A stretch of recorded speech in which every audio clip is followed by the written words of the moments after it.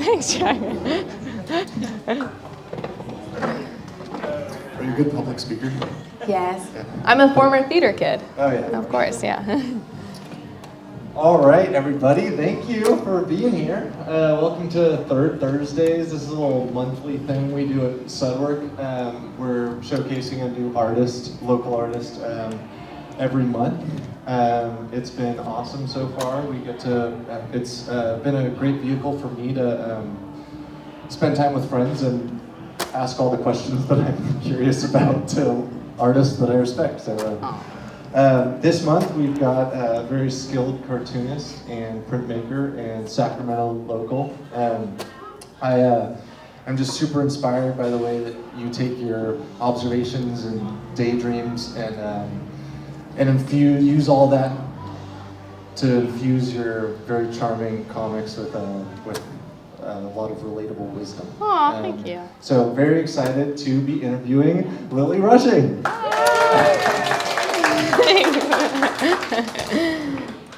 Okay, so let's start at the beginning. When did you kind of figure out that you were a creative kid? How did your early artistry kind of take shape? Yeah, well, I tell this story so much, but I was a kid who was really, really, really shy. I struggled to even talk to adults that weren't my parents or my parents' friends. I was nonverbal to anyone other than my age. And I can't remember if I had any friends even, but I was super shy. And a teacher suggested to my mom, well, why don't you put her in theater so that she'll like a Pavlovian response. She'll get, when she talks, people will applaud. So then I started, that really started me off with theater, and I did it really throughout my young life, just doing theater, and that took me to Chicago. So I was always doing plays, community theater in Sacramento, and when I wasn't doing theater, I was working really hard in school, but I always loved to draw and make comics and Adventure Time fan art when I was little. Yeah, and so I think I was just really lucky to be placed in a creative community at a really, really young age. Awesome. Wait, so specifically, when did you start theater?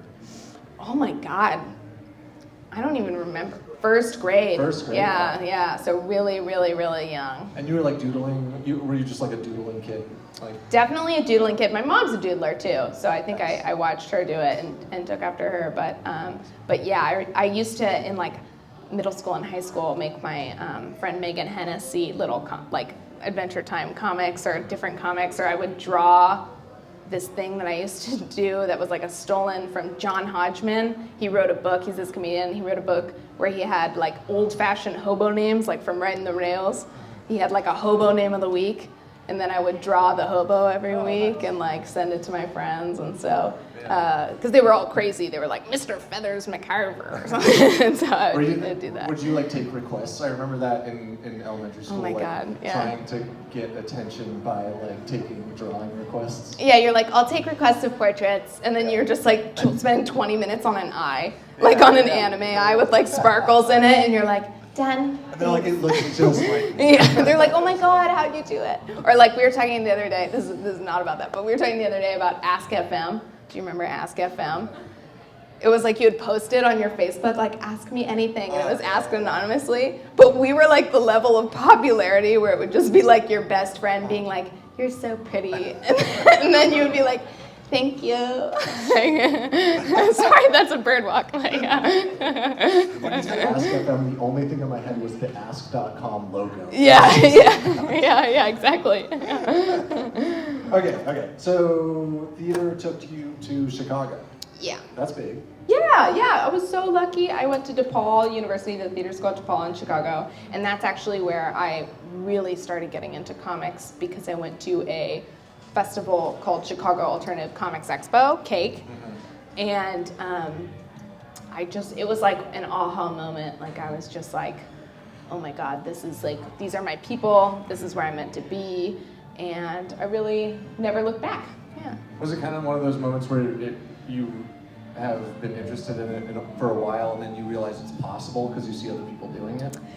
I mean, by that time, I was kind of following comic artists on social media, and I had a friend, and we would go to my school's library, which had like an amazing art book and comic book like section, and we were like checking out everything we could get our hands on.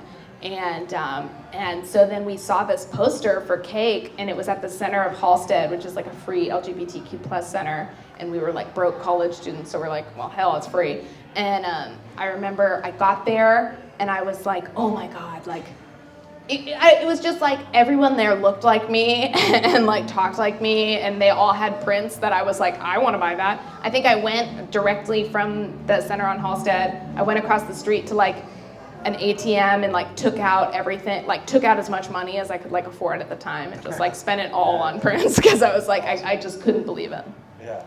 So that was, did you start paying attention to comics before then? Because I feel like you had some like, what were your early influences as far as comics go? You named a couple yesterday that I forget. Yeah, I mean, definitely like probably the first like comics influence I was super like aware of for me was probably actually like we went to Chicago very briefly right before I went before school started, and I saw an exhibit called the Harry Who, which is an art collective in Chicago, and I was like, it was at the Art Institute, and that was like huge, and they did sort of comic work.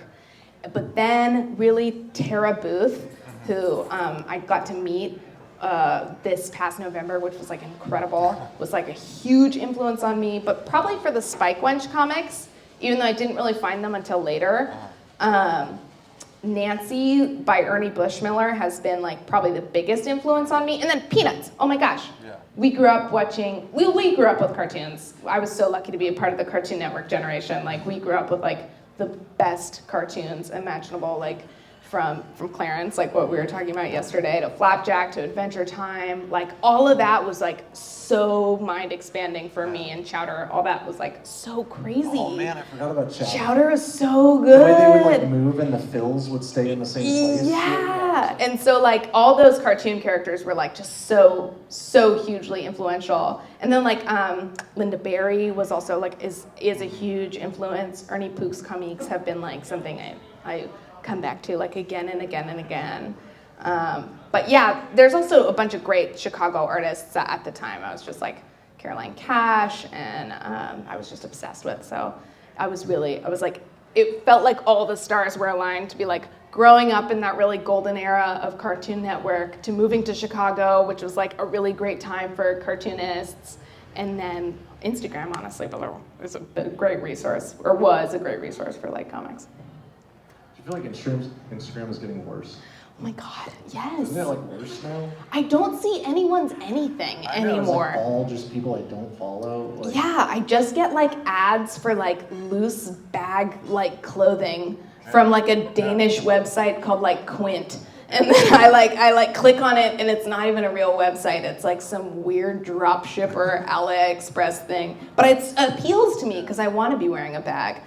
Yeah, it's so weird to like have your art and your means of making money like on a app that is subject to such just drastic change.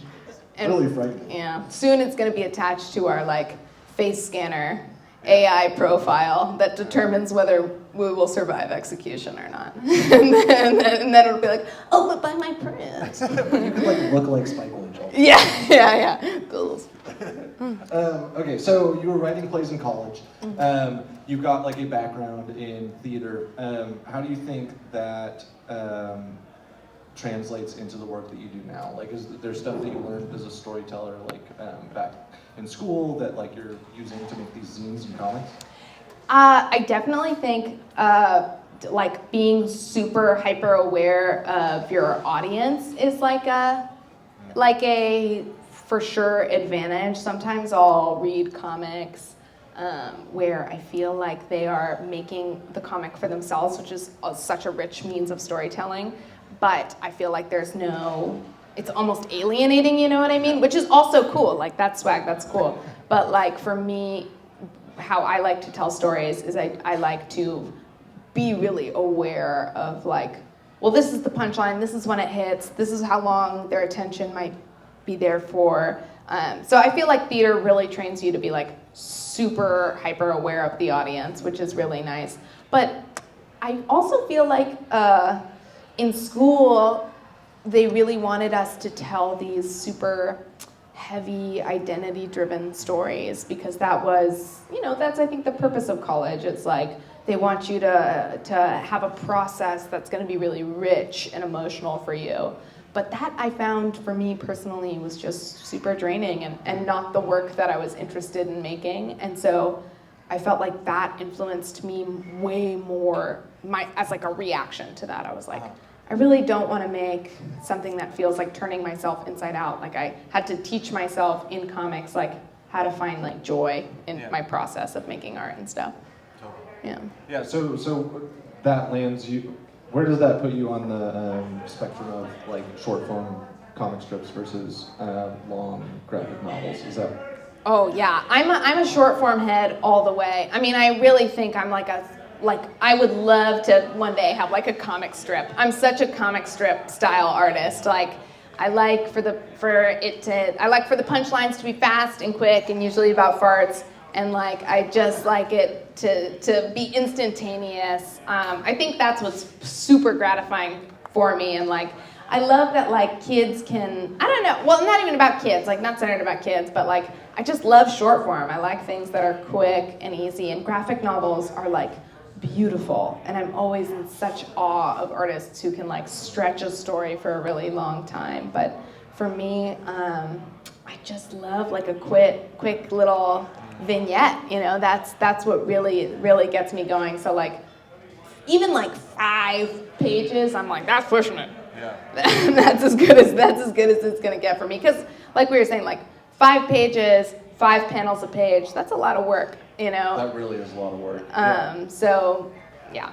Yeah, I'm always really impressed by your consistency. I like always have tried doing comics. I have a million 1 page of like the first 2% of a story, but I like can't bring myself to draw the same thing over and over again. So I respect the hell out of that. Thank you. It takes a lot of work to make comics. Yeah, it takes a lot of work to make a character you like, that you're okay with drawing like 100 million times. Dude, thank you for that segue. My next question is, how did Spike Wench come about, and what's your relationship to her? Oh, that's such a good question. Okay, so it really started. It really started with I got a haircut that was like, I asked for a mullet and then I got a mullet. And it was one of those moments where you're like, oh, I did this to myself. I loved my mullet. It was so cute, but it was definitely like, oh, I got a mullet. And then one day I woke up and because of the like styling products I used, I just had like horns. Like the choppy layers had just formed little spiky horns on my head. And so then I think I ended up just drawing that. And at first I was like, oh, she kind of looks like an onion. And maybe I'm going to have a comic that's like little onion head. And then I'm going to like have her, and she's stinky and she's bad.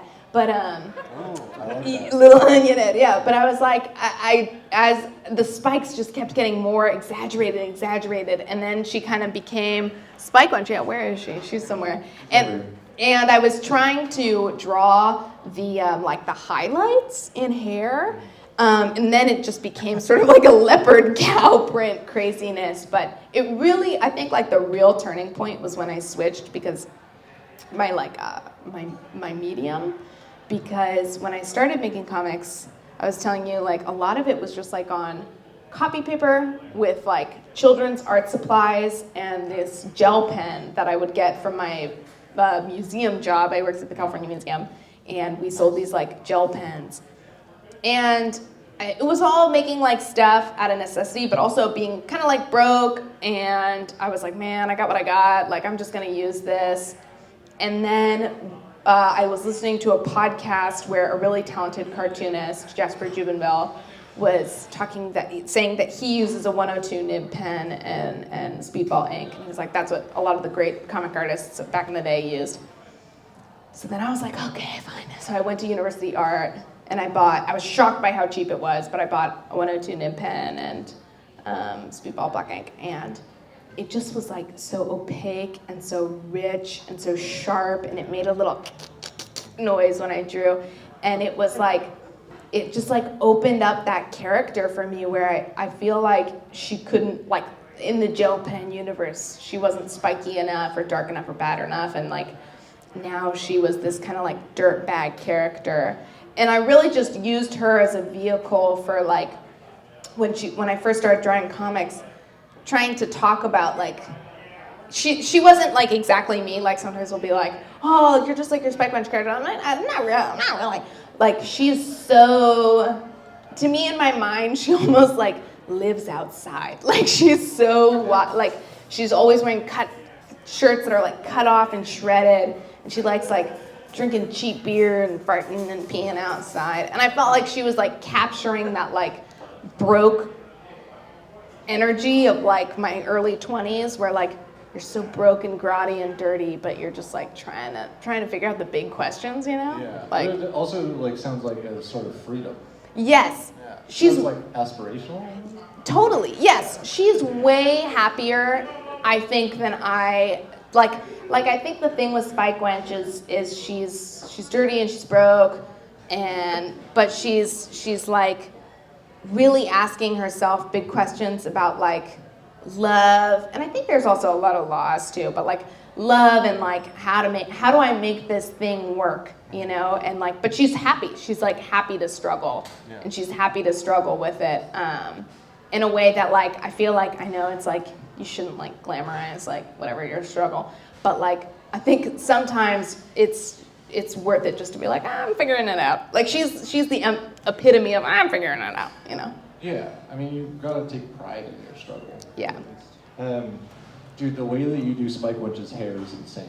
That was the first thing I noticed when I saw your comics. I was like, damn, she spends like 90% of the time on this hair. And it's not a decision that like any artist that I know would ever make, but it looks perfect. It's like exactly how it's supposed to be, but all the decisions you make takes so long. It takes so long. When I was doing the lady turd over there, I was like, why am I doing this? And I even took a video because I was like, I want to know how long it took. And that's just a side profile. That's not even her full head of hair. It took so long, and I was so mad at myself. I was like, I could have just given her black hair, but I like it. I think it looks cool. But it does. It takes a stupid long time. Yeah. No, yeah. But it's also, it's very distinct, and it's kind of like marks everything as your style. Yeah, but it's very cool style. Oh, thank you. It's ASMR. Yeah. With the like. Oh yeah. With the aforementioned. Yeah, I'm like ugh, every time. Okay, so your style has some like kind of punk rock elements. It's got some like kitschiness, but I was curious about the kind of like Americana imagery. There's like lots of horses, old diners, like lifted trucks. Yeah. Where do you think all that stuff comes from? I mean, that's pure Sacramento, baby. That's Sacramento, baby. Like, I feel like there's nothing like, well, that's Sacramento, how it can go. That's Sacramento how it was in my mind. Like, how it is in my mind is like, everybody's driving a beat to hell truck, and like, you're just, you're stopping into Vic's and getting an egg salad and like a lime Ricky. And I think with horses, I was telling you this, like, I love horses. Horses are beautiful. Horses are so gorgeous. I love them so much as this, like, alien, enchanting creature.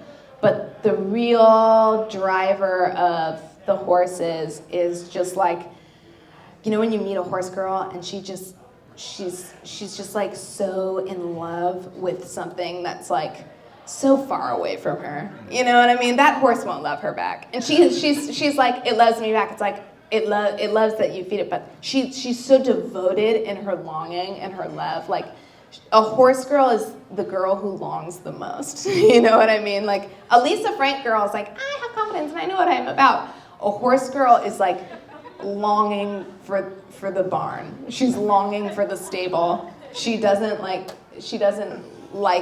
people. She likes horses. And to me, there's just such romance in a horse girl. And I was telling you, when I was a little girl, I felt that way about, not horses actually, I definitely felt that way about dogs, to a point where I can't even make comics about dogs, because I'm like insane about it. Like, if I see a dog on the street, I know it's exact breed makeup, because my favorite books were like dog breeding books, where I would like read them until the spines were like collapsed, and I used to eat dog food, and I used to... What? So yeah, and I used to have a YouTube channel when I was like 12 called Milkbone Wizard. It's gone. You can't find it. Don't look it up. It's gone. Did you eat dog food online? No, that would have been sick. Yeah. I will do that later tonight. But no, like I just uploaded videos where I was dancing to Rihanna.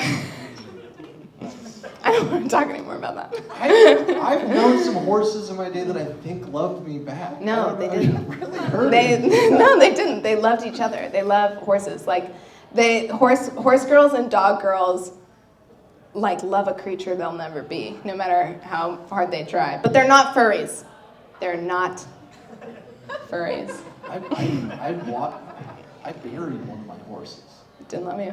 No, it did. It did. They love you back. They love you back. Oh, jeez. Okay. I buried one of my horses.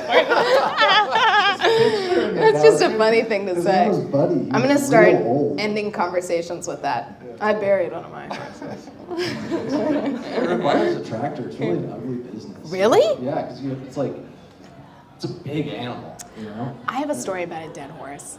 Should we both do our dead horse stories? Or yeah, really quick. Rose, I was visiting my sister in New Mexico, and she was like, yeah, my soon-to-be parents-in-law, they were like, oh, you got on this trail, and there's a dead horse out there. And we messaged the Bureau of Land Management, but nobody's come. There's just a dead horse out there. And then she was like, do you want to see it? And I was like, no, I don't think I could handle that. And then I got back home, and I was telling people, I was like, I had the opportunity to see a dead horse, but I didn't do it. And they were like, are you stupid? You didn't see the dead horse? And Rose was like, it's kind of grim, but like, it might be worth seeing.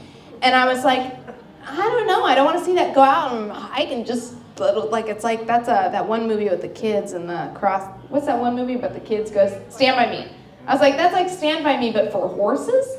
That's not even cool. It would have been cool. I have so many regrets.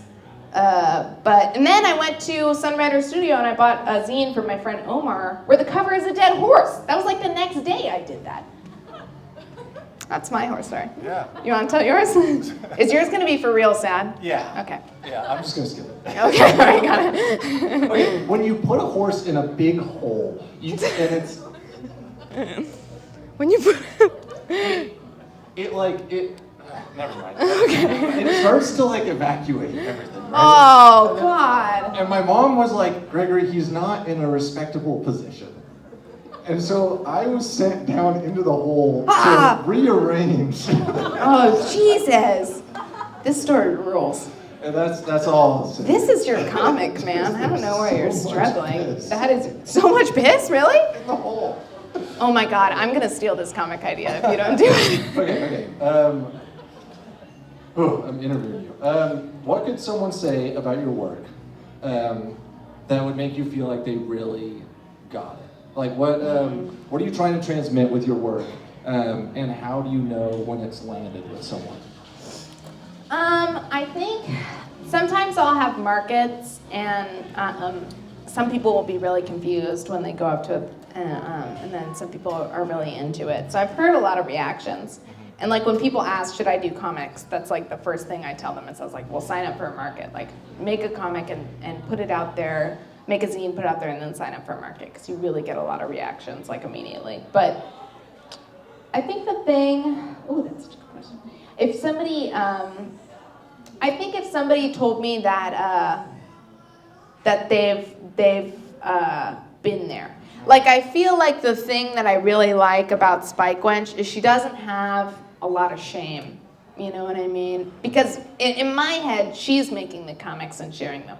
Like she just doesn't have a ton of shame about where she is, and she doesn't have a ton of shame that she's like broke, and she has no interest in like making it, and she's just farting around, and like she just is cool with it. She's cool with where she is, and like I feel like if somebody came up to me and they're like, "Girl, I've been there," like that would make me so happy, you know, as opposed to like, "Oh my God!" Like sometimes younger kids will come up to me like, "This is so unhinged. This is so chaotic," and I'm like, some of us are mentally ill.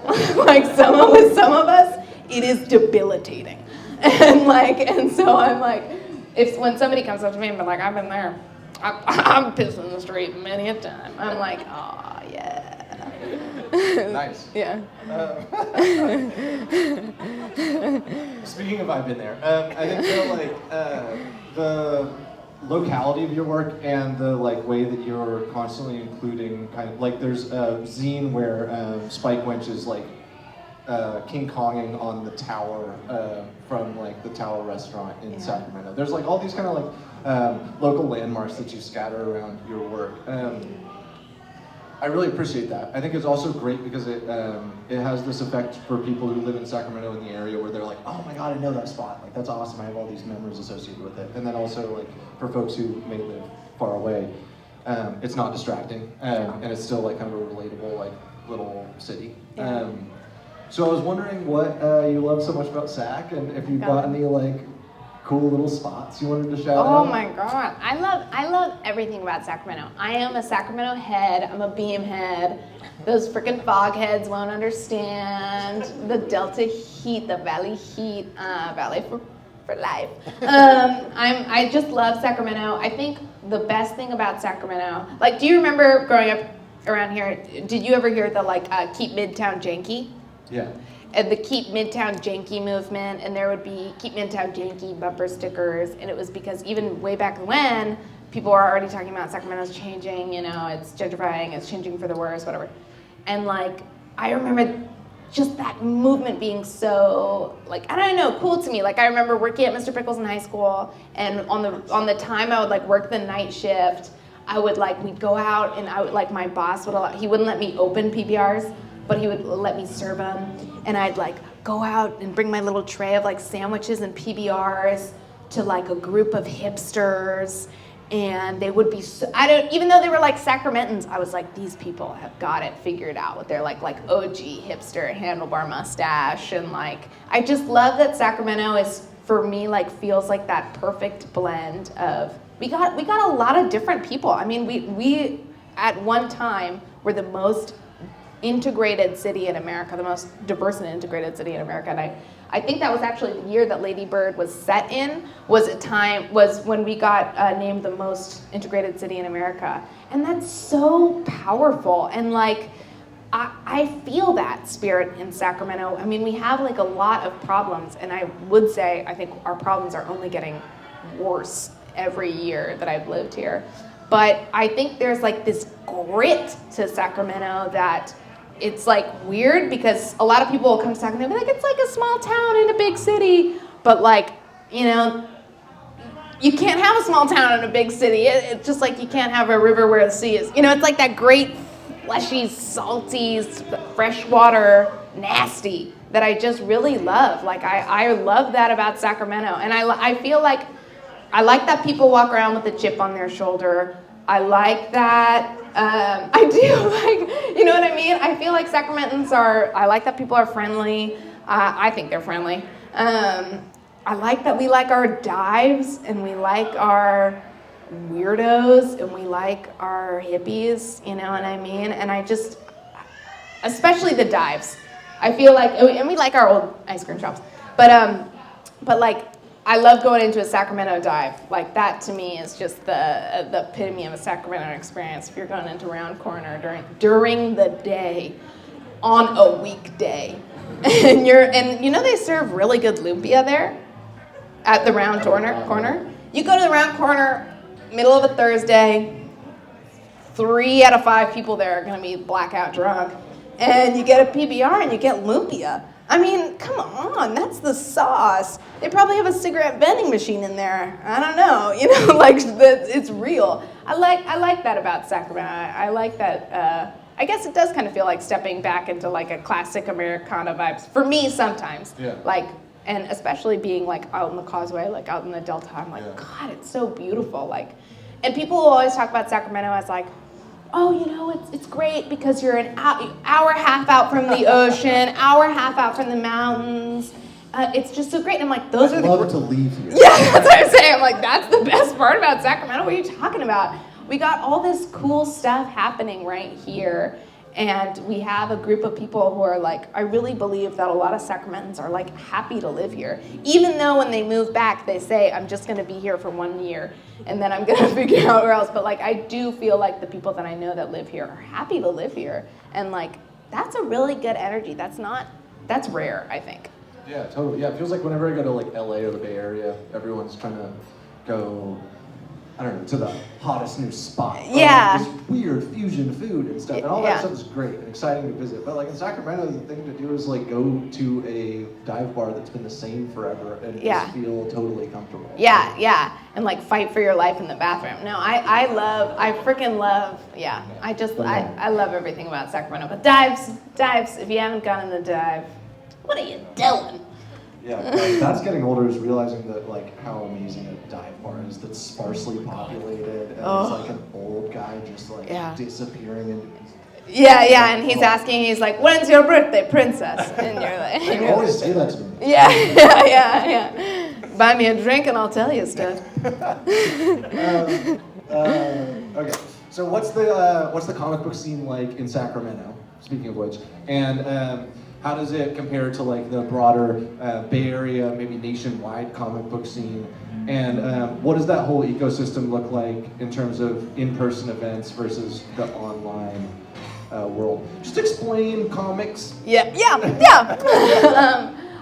You know what? It's okay. So Sacramento has like a really great print zine, and I would say comics are like part of the print and zine ecosystem here. They're kind of wrapped in. I can think of like there's Lynn Tobin is a local artist here who makes like really amazing comics. And there's more comic artists here that I know of that are starting up. But the print and zine fair here is so rich and so swag. Like I feel like you can meet. It's a way more honestly diverse crowd here at like a print and zine fair than you would see at like maybe a classic comics expo somewhere else. And that is because I think we have a diverse population, but I also think that's because I don't know, I feel like once you're in a scene, we're like pretty down, we support each other, we're nice to each other, there might be some like blips here and there, but going to markets, bigger markets, like going to SF Zine Fest is so amazing. So much flavor. There was just this Pride and Panels event in the Bay Area that was like incredible. I heard I didn't go, but that's like an incredible example. There was like 1,500 people, I think, at like one day of Pride and Panels in San Francisco, which is like amazing. So I think like the local print and zine fair here is really, really good. I think that the comics scene in general, small press or not, has a really long way to go in terms of being like an accepting, diverse scene. Like I think that I can count like on my hands in like the comics community in general, how many like women and women of color like comic artists who are like really doing it and really making it out there. It is a super male-dominated field. It's a super white guy-dominated field, and that's just like the case. And there's like things that are happening in comics like all the time that just really emphasize that. Yeah. And it's hard sometimes because you're going to larger comic events, and like I'm so grateful for them, and they're so awesome to go. So you can like reach out to all of the people that are like down, and you're like, you're down, awesome. But then also sometimes you get like a lot of shit. Like you'll have like, you know, if you're a lady, you're like, oh, I have a little sexy comic. And then like that's a guy's like, okay, me hit on you now? If you don't want me to hit on you, then why be cute? And it's like, oh no, you know. And so there's like, that's like a lot of it, you know. And it's hard too because it's like, it's almost like it gets into like style. Like I think if you like don't really want to fit into like a style of like the ultra violent, ultra technically proficient, alternative comic style, and then you don't want to be like literally I feel like sometimes it's like ultra violent, ultra cute, or like then you're like, oh, you're just like a web comic. Yeah. Like cute manga whip like girl. Like that's kind of how it is. It's like you're either making like the gritty, like I'm gonna have the most crazy comic out there, or you're making like, then they're like, oh, you're just like whatever, upload it on like Webtoons or something, you know what I mean? They don't really, there's no in between right now in comics, which is funny because a lot of the guys who are making the like super ultra gritty comics, I'm like, you're like a 12-year-old white dude. Like, what are you talking about writing that? Like, you need to, I'm gonna call your mother. But like, there's a super long, far way to go in the world of comics. All that is to say, Sacramento in the Bay Area, and even LA, like I've gone to LA and I've gone to other comic stores, but kind of has it going on, like in a way that's super underappreciated. Like I feel like I go to events in the Bay and in Sac that are like really rich and diverse and beautiful, and like they're people that are like trying to make something, you know? Yeah. Does it require like a lot of self-startership or like self-publishing, or is there like a version of syndication that you could see for yourself, where you're kind of like joining something that's already established? What is like? I guess what is the ideal future for you and Spikewench like look like? Yeah, there's this comic artist, Bianca Zunis. They are like a non-binary artist in Chicago who is part of the syndicated series Six Chicks. And I really, really admire them. They make really great strip style comics, and they're syndicated, which is like the dream, and they teach comics as well at a university. And so, like if I was like, I would just love that. I would love to, like, even in any newspaper and a magazine. There was a time when Vice was doing comics, like weekly or bi-weekly, maybe monthly actually, now that I think about it. Monthly comics, and that was so amazing. That was such a great time. That was before Vice fell. But so I would really love it if there were more. Like self-starting is the name of the game. Like self-publishing is the name of the game right now. That's the only way you can put your stuff out there and get it out there. But, or like collaborating with other comic artists to make something, collaborating with publishers to make something, collaborating with like print shops, all that is awesome. But like my dream for the future is that we go back to a time of like real media publications where we have magazines, and even if they're online, that's fine with me. But like, I really hope there's a time where artists can get like paid for like monthly or weekly or quarterly contributions. That would be the dream for me, to be syndicated in like a magazine or a newspaper. That would be like, oh. Yeah. Support your local magazine, and if your local newspaper hasn't already died. Yeah. So on top of being a wonderful cartoonist, you're also a printmaker. You work at the Sac City Print Lab. So you interact with, well, first I guess I'll ask, how do those mediums, like being a cartoonist and being a printmaker, complement one another? And can you like point out examples like on the wall? Yeah, for sure. So like I have, these are screen, that's a screen print, that's a screen print. There's cyanotypes, risograph prints, like the bright fluorescent ones are risograph prints, and then way at the end I have an etching. And then the rest are like ink and gouache and watercolor and stuff. But so printmaking, it's like, if you want to like put out your own stuff, like learning how to be a printmaker is like super important. But if that's why you're doing it, like that's awesome. But there's so much beauty and joy in the process of printmaking that I've found to be like super pleasurable. And it's really, for me, like the process is the sauce. Like it's so awesome. And even if you're like, one of the great things about it is if anything goes wrong, you can blame it on the process. You can be like, oh, you know, it looks bad because I burned it too hot in the acid. Because I did it wrong. Yeah, you're like, it looks bad because the press was too tight. It wasn't me. No. But, and so that's really nice too. But that's like a huge bonus. But I think cartooning and prints go like so hand in hand, because comics are meant to be like grabbed and touched and felt and held, and printed and mass printed and published and thrown around and sent all over. They are not supposed to be precious. And the great thing about printing is it's like this revolutionary way to like share your stuff widely. That invention was huge. Huge. Big. Ooh, I think we got something going on. But yeah, no, it was like that. That's the best part. It's like a perfect medium for comics, especially to like if you're like screening. Screening is so great because you're just like, oh, I got an idea. I'm just gonna burn it on screen and then jam, and it's awesome. Fantastic. So you work with students at the city college. I'm always kind of curious what's going on. I mean, the art scene is always changing super rapidly, especially with technology and stuff.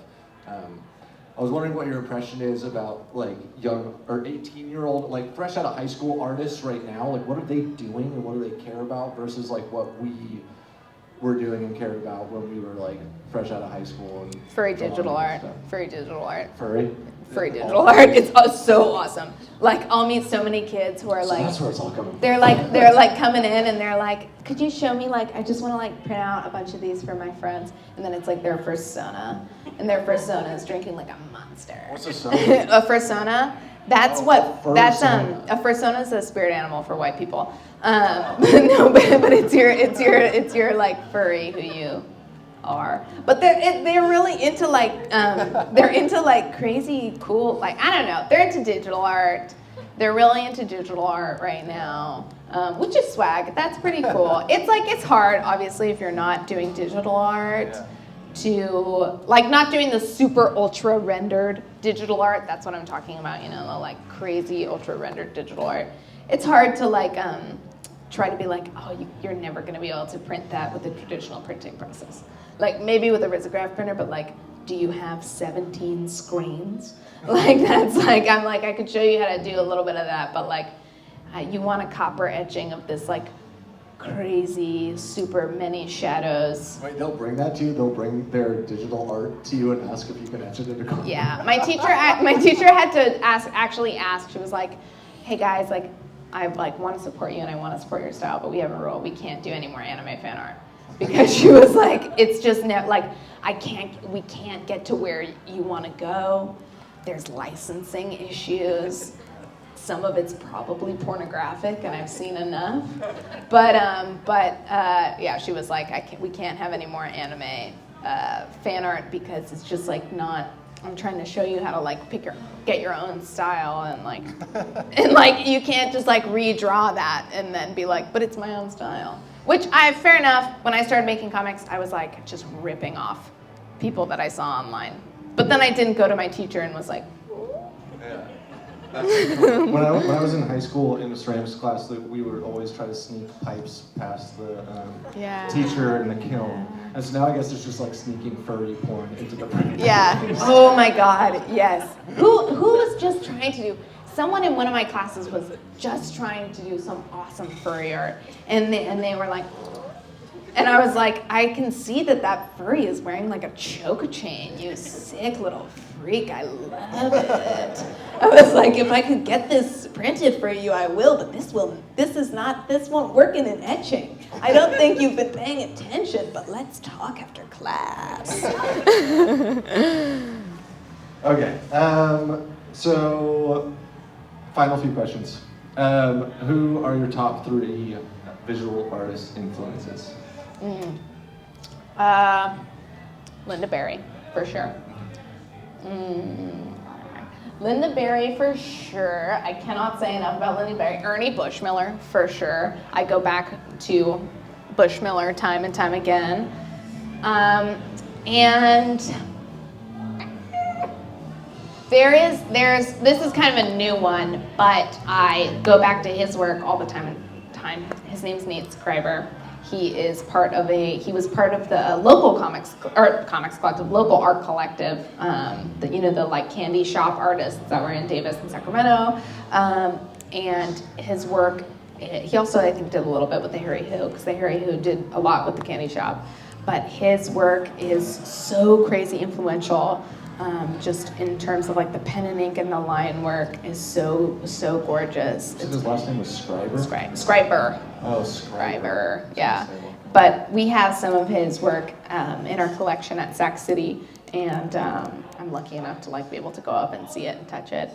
Freaking love Tebow. Who doesn't love Tebow? Love me some Wayne How about those Tebow. underpainting folks? I know. I'm like Green? Yeah. But like you can tell like anytime I see a Tebow, I'm like forbidden food. But the color is just like the best. And it's those pastels, those candy pastels. You wouldn't think that like that would remind you of Sacramento, but every time I look at a Tebow, I'm like, I see those colors every day in Sacramento, which you wouldn't think, like those beautiful candy pastels, you wouldn't think, but you really do see them like everywhere living in a Delta town. So. What's that dessert diner downtown? Inside? Rick's. Do you like that place? No. No, you don't? I've never been, but I've always I kind of saw it from the outside when we were talking about It's Tebow. so dry. Oh, okay. Everything there is so dry. But Good to know. everybody goes there after prom. You have to, otherwise they're gonna line you up against a wall and shoot you. But you go to there after prom and you're like, I'll get a slice of the German chocolate, and it's so bad and it's so dry. Freeport is goated. Freeport Bakery is the only bakery, or Estelle's if you're pressed for time. But if you're like going to Rick's Dessert Diner to eat, you're drunk. Okay, that's awesome. You might literally be drunk. I just say. Okay, what are 3 musical artists you've been listening to lately? Give us some recs. Kurt Vile is a huge influence on these comics. I would say anytime I got an idea for a comic, it's been like half the time I've been on a walk listening to a Kurt Vile song. I love Kurt Vile all the time. Kurt Vile, love him. Sufjan Stevens has been my favorite musical artist forever. I've seen him multiple times. I had a Sufjan Stevens phone case that I made in high school. Sufjan Stevens is my background right now on my phone. I love him. Love Sufjan Stevens. And then ABBA, forever. Hell yeah. It's my favorite band. Awesome. Nothing else to say. Okay, so you're gonna host a workshop in this very room. Yeah. Can you tell us about that and when it is and what people can expect? Yeah, we're gonna learn how to etch furry art. Get ready to make some porn. We're gonna a comics class, short form comics, 3-panel style comic class, and learn how to make your own fart punchline, and it'll be really fun. And I think everyone should start with short form. Like I know that like when you're starting out making stuff, you're like, I have an idea for a novel, and then page 1's really, really intimidating. But if page 1 just has 3 boxes on it, you're like, oh, I can do 3 boxes. And that's like a great way to get into making comics. So that's the class. Excellent. Okay, yeah, so we need to put together the event, right, and then post it, but everyone look out for that. It's gonna be sweet. 2 weeks from now or something? May 9th. May 9th. My sister's birthday. May the 9th be with you. Yeah. Okay, we're getting close to you. People, don't worry. Okay, cool. Well, can I get one more round of applause for Lily?